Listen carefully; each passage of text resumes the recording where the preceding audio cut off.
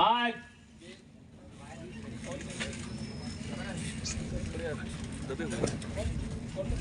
Double आवाज वाले नहीं है। हेलो, जय जोहार दोस्तों। जय जोहार। आज प्रतापगढ़ की धरती, बाबरिया भील की धरती पर मेरे समाज की बहन बेटियां, भाई, काका बाबा, आप सबको आज के दिन पर इतना बड़ा महारैली करने के लिए सबसे पहले आप सबका धन्यवाद देना चाहेंगे। हम लोगों ने एक लंबी जन जागरण में लगातार चिंतन शिविर करने के बाद इतने बड़े समाज को जोड़ने के लिए बहुत मेहनत किया है और वो मेहनत फलीभूत करने वाले आप लोग हैं। तो सबसे पहले आप अपने लिए एक बार ताली बजा करके अभिनंदन करिए दोस्तों। देश आजाद हुआ और हमारे पहले जितने लोगों ने सामाजिक जागरण का काम किया, चाहे वो कोई भी हो, उन सबको आज के दिन हम लोग याद करना चाहेंगे। दोस्तों, 2008 से लगातार दक्षिणी राजस्थान में ये आरक्षण की लड़ाई लड़ रहे हैं। 2008 से और ये सरकारें हर बार आदिवासियों को लॉलीपॉप देती हैं। हम लोग ये करेंगे, हम लोग वो करेंगे, लेकिन उन लोगों ने आज तक हमारी आरक्षण से संबंधित एक भी समस्या का समाधान नहीं किया। उल्टा जो लोग 30% मांग रहे थे, 27% मांग रहे थे, उनको कितना दे दिया? 50%। और वो भी इन लोगों ने हस्ताक्षर करके दिया और विज्ञापन भी निकाले, उनमें लिखा 30 मांगा और 50 दिया। ये चीजें क्यों हुई, ये बात हम लोगों को समझना जानना जरूरी है। जो लोग वहां हमने भेजे इन 75 साल में, वो लोग हमारे समाज में पैदा तो जरूर हुए, लेकिन उनका सिलेक्शन हमने नहीं किया। ये बात ध्यान रखना होगा। उनका सिलेक्शन हमने नहीं किया, हमारे समाज ने नहीं किया। उनका सिलेक्शन उन लोगों ने किया जो हमको अधिकार वंचित बनाए हुए हैं, हमारे साथ गैर बराबरी करता है, हमारे अधिकार छीनने का प्रयास करता है, हमारा जल जंगल जमीन छीनने का प्रयास करता है। वो लोग हमारे जनप्रतिनिधियों का चुनाव करते हैं। पूरे देश भर में हम जहां पर भी जाते हैं, हम ये बात जरूर रखते हैं कि ये जाजम है, इस जाजम में सेलेक्टेड होकर के हमारा जनप्रतिनिधि आपका जयपुर, भोपाल, गांधीनगर और दिल्ली जाना चाहिए। हम ऐसा कहते हैं। तो क्या ऐसा होना चाहिए या नहीं होना चाहिए? होना चाहिए। कौन कौन आपका इस बात का कौन कौन समर्थन करते हैं? हाथ ऊंचा करिए।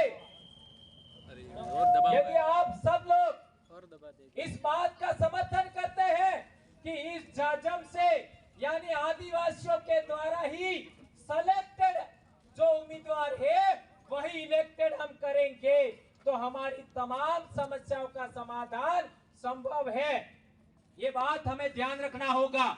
और उसके लिए क्या करना होगा? नंबर 1, आप लोगों को अनुशासित होना होगा। अनुशासित का मतलब है आदिवासी बनाम आदिवासी लड़ाई नहीं लड़ना होगा। तो क्या आप लोग अनुशासन में रहेंगे? आज के बाद, इस रैली में आने के बाद और इस सम्मेलन के बाद हमको सुनने के बाद कोई भी आदिवासी का बेटा बेटी सोशल मीडिया पर एक दूसरे के विरोध में नहीं लिखेगा। ये शपथ लीजिए मेरे भाइयों, एक दूसरे के विरोध में हम नहीं लिखेंगे। जो हमारे साथ काम कर रहे हैं, जो लोग हमारे साथ काम नहीं कर रहे हैं, उनके लिए आप जरूर बोल सकते हो, और वो भी उनको हमारे साथ लेने के लिए। लेकिन हम लोग जो एक साथ चल रहे हैं, वे हम लोग आपस में कभी नहीं लड़ेंगे। ये बात हम लोग कहना चाहते हैं। एक महत्वपूर्ण बात और, ये अनुशासन की बात तो आपको पालन करनी ही है।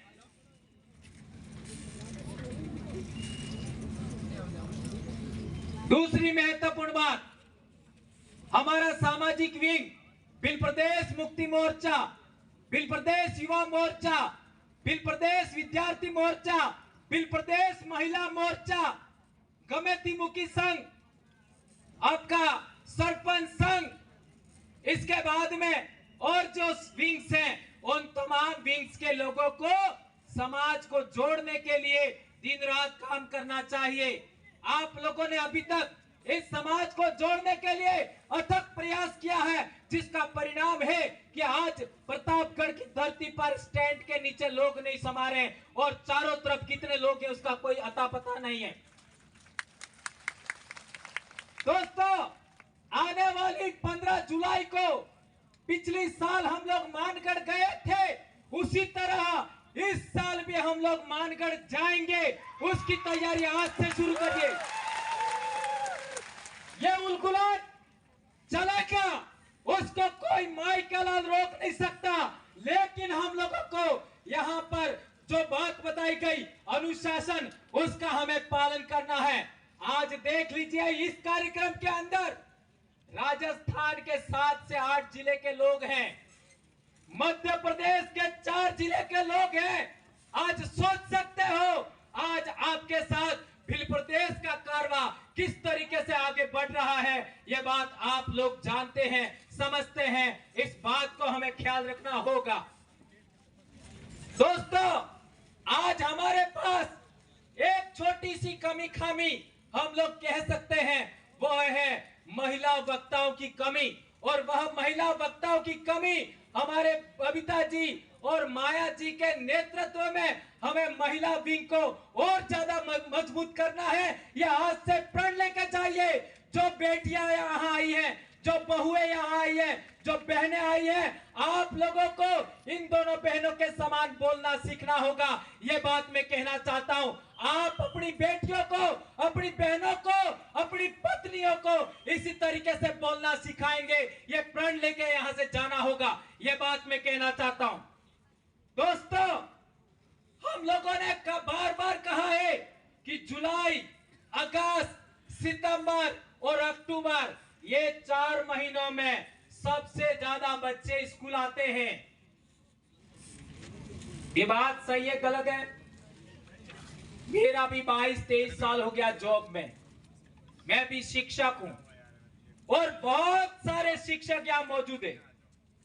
सबको पूछ लीजिए, सबसे ज्यादा बच्चे जुलाई, अगस्त, सितंबर, अक्टूबर, इन्हीं 4 महीनों में आते हैं। और सभी जीव जंतुओं को, चाहे फूदू के बाद जानो तितली, हर एक जीव को सबसे अच्छा भोजन कब मिलता है? इन्हीं 4 महीनों में मिलता है। जुलाई, अगस्त, सितंबर, अक्टूबर, इन्हीं 4 महीनों में सभी जीवों को सबसे अच्छा भोजन मिलता है। और सबसे ज्यादा हमारे समाज को भूखे रखने वाले महीने कौन से है? व्रत के नाम पर, उपवास के नाम पर, उपवास, पाखंड, इनके नाम पर आज ये व्रत, कल वो व्रत, कल ये त्योहार, परसों वो त्योहार के नाम पर हमारे बहन बेटियों को भूखा रखने का समय कौन सा है? यही समय, जुलाई, अगस्त, सितंबर और अक्टूबर। और जिस दिन स्कूल खुलती है, सोमवार का दिन होता है, उस दिन बच्चे स्कूल ना आकर के कहां जाते हैं? कहां जाते हैं सोमवार को? आप सब जानते हो। तो मंदिर के अंदर शिक्षा मिलती है कि स्कूल के अंदर शिक्षा मिलती है? इसके लिए मैं कहना चाहता हूं, आप अपनी बेटियों को, आप अपने बेटों को आज से प्रण लीजिए कि हमारे बच्चे जुलाई, अगस्त, सितंबर, अक्टूबर में सभी के सभी दिन स्कूल जाएंगे। क्या इस बात को आप लोग मानेंगे? मेरी हाथ ऊंचा करिए। और एक भी दिन व्रत नहीं करना हमारे बच्चों को। 12वीं क्लास तक के बच्चे को एक भी बच्चा व्रत नहीं करेगा। जो बच्चे पढ़ रहे हैं इस बात का पालन करेंगे। हाथ ऊंचा करके बताइए कौन कौन बच्चे इस बात का पालन करेंगे? ये क्यों कह रहा हूं? ये इसलिए कह रहा हूं मैं, आज किसी भी हॉस्पिटल में आप जाइए, उस हॉस्पिटल में आप जाके देखेंगे तो बच्चा प्रथम डिलीवरी के टाइम में महिलाओं का 4 ग्राम खून होता है, 5 ग्राम खून होता है। सभी महिलाओं को खून चढ़ाना पड़ता है। पहले ऐसा नहीं था। और ये सभी के सभी बीमारियां हमारे समाज में आई है, उसका एकमात्र कारण है व्रत उपवास। इसलिए आप लोगों से मेरा विशेष करके अनुरोध है कि ये जो बातें आप लोगों को बताई जा रही है शिक्षा के लिए, ये जितना व्रत उपवास का विरोध है, त्योहारों का विरोध है, वो शिक्षा और स्वास्थ्य के लिए है। ये बात हमें जाननी समझनी होगी। और दूसरी बात, यदि हम लोग इस देश में पुनः राजा बनना चाहते हैं, हमारे पूर्वजों के अधूरे सपने पूरा करना चाहते हैं, हमारी नई पीढ़ी के बच्चों को रोजगार मिले, नौकरियां मिले, आरक्षण मिले, उसके लिए हम लोग काम करना चाहते हैं, तो हमें अनुशासित होना होगा।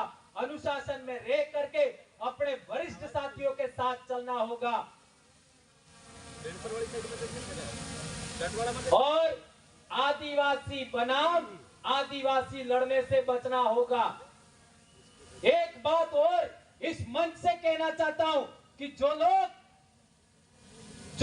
संवैधानिक मूल्यों को लेकर लड़ रहे हैं, जो लोग इस देश का हुक्मरान, जो गैर बराबरी को मानता है, इस देश का हुक्मरान हमको अधिकार वंचित करना चाहता है, उसके खिलाफ लड़ रहे हैं, ऐसे लोगों के विरोध में भी हमको नहीं लड़ना है। ऐसे कौन लोग हैं? शेड्यूल कास्ट के लोग भी हो सकते हैं, ओबीसी के भी लोग हो सकते हैं, उन लोगों के विरोध में हमें नहीं बोलना है। ये बात मैं आपके बीच में कहना चाहता हूं। अभी हमारा रैली होगा, उस रैली के अंदर हमको सिस्टमैटिक रूप से बिल्कुल अनुशासन में अपने लीडरों के नेतृत्व में जाना है कलेक्ट्रेट पर, और वहां हमारे जनप्रतिनिधि हैं, वो वहां पर बोलेंगे, उनकी बातों को हमें सुनना है और वापस घर जाते समय अनुशासन के साथ जाना है। जिस तरीके से आप आए हो उसी तरीके से आपको जाना है। किसी भी तरीके का कोई अनहोनी नहीं होना चाहिए। ये बात मैं आपके बीच में कहना चाहता हूं। बातें बहुत सारी है, बहुत कुछ हम बोल सकते हैं, लेकिन आज गर्मी बहुत ज्यादा है और तूफान का भी मामला है, हमें रैली भी करनी है। आप सभी लोग बगैर खाना खाए आए होंगे, ये भी मुझे मालूम है। छोटे छोटे बच्चे हमारे बीच में हैं, इसलिए मैं अपनी बात यहाँ समाप्त करूंगा, लेकिन 2-3 बातें मैंने कहा, गांठ बांध लीजिए, अनुशासन में रहना है, नंबर 1। नंबर 2, आदिवासी लीडरों को के ऊपर किसी तरीके का छीटाकशी नहीं करना है। जो हमारे साथ चल रहे, सोशल मीडिया पर नहीं बोलना है। तीसरी बात, इस जजम पर जो सेलेक्ट होगा उसी व्यक्ति को हमें जयपुर, आपका भोपाल और आपका गांधीनगर और दिल्ली भेजना है। और चौथी बात, हमें जुलाई, अगस्त, सितंबर, अक्टूबर इस 4 महीनों में एक भी व्रत नहीं करना है। हमारे बच्चों को डेली स्कूल भेजना है, इस बात का आप पालन करेंगे। और एक बड़ी बात, मांगू भाई कह रहे थे, पेलो अंग्रेजी वालों मळे ये ने पीवू है। विभूषते एम कोणता मॅडम बरोबर फिर अंग्रेजी वालों ओपन खवडावी दियो अरे बाहर